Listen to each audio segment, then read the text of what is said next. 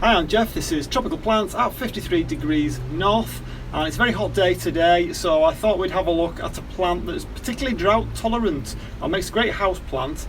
It's called Tradescantia Pallida Purpurea, and I want to look at whether you think I should have it trailing or bushy and just tell you a little bit about its care needs. So let's jump in.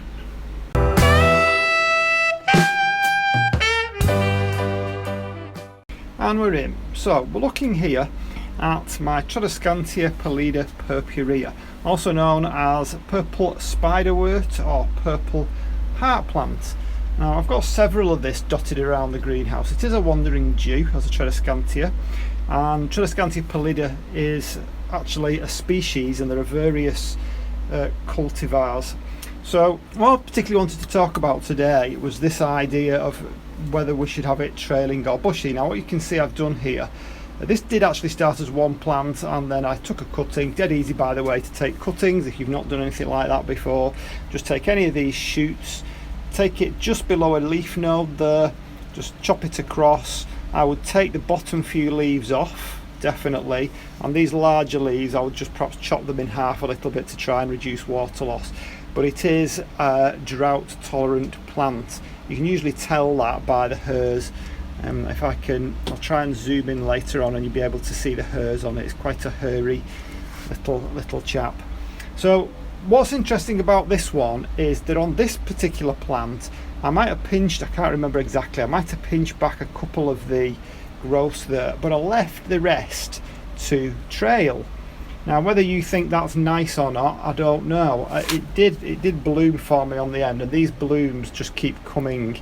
I think this is why it's called purple heart plant. So if you do get a bloom on the end there, they only last a day, but don't chop it off because they'll keep coming at the same apex of the leaf joint there. You'll just keep getting them. So what I'm looking at it now thinking, well really I prefer like a small compacted little plant like this. Maybe I'll let a couple trail over as it gets a bit more bushy. A bit like I've done with this red jewel over here, where I've let it trail a little bit and I've made some of the others a little bit shorter and let it bush out, whereas this one here I've just let the whole thing trail. Well, that one lends itself to trailing, as does the Zebrina down there and the red jewel there. But as far as the Purpurea goes, I don't really like this kind of arrangement. So what I'm going to do here, I'm going to chop these back. I'll probably chop them quite far back because that is like a branching stem there, and I think it's going to look a little odd if I chop it back there. I quite like these, and I'll probably chop this back as well because that one's going a little bit too high. I prefer like a small compact plant like that for this particular species. So what can I tell you about the Tradescantia Pallida Purpurea while just thinking doing that? Well, first of all, you can see these marks on the leaves. Now what I think that's from, very occasionally, especially like on a hot day like this, I'll sprinkle the whole greenhouse with tap water. Doesn't happen very often, we don't get very hot days, but I think what's happening there, my tap water is quite hard and it contains a lot of calcium, and it does stain on pretty much anything, you know, showers and baths and taps and that kind of thing, and I think that's probably what's caused the staining. If you do then rub it, it goes quite shiny. So I think the lesson there is just don't spray it with anything.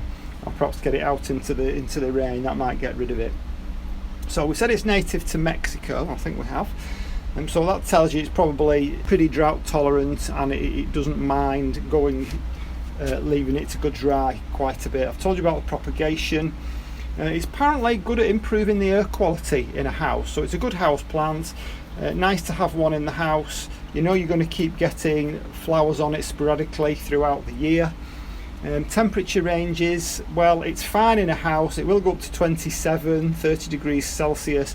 It will also take some frost, I believe, and if it does get frosty, the top growth will die off, but it will re-sprout again, so that's good news.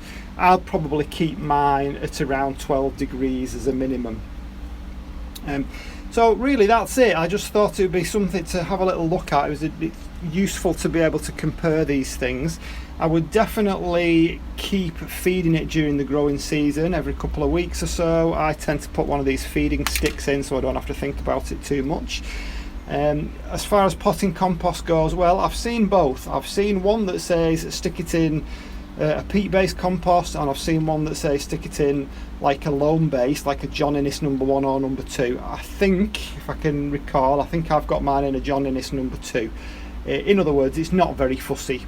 So if you want a house plant that improves your air quality, then this is the one for you. It doesn't really mind the fact that a house is quite low in humidity. It will go quite low in humidity and not show any ill effects. So that was quite useful to show you the two there, one trailing and one bushy, and you can decide yourselves what you want to do with yours. So I hope you enjoyed this video, and please put in the comments any of your experiences or any questions, and for now I'll see you on the next one. Bye.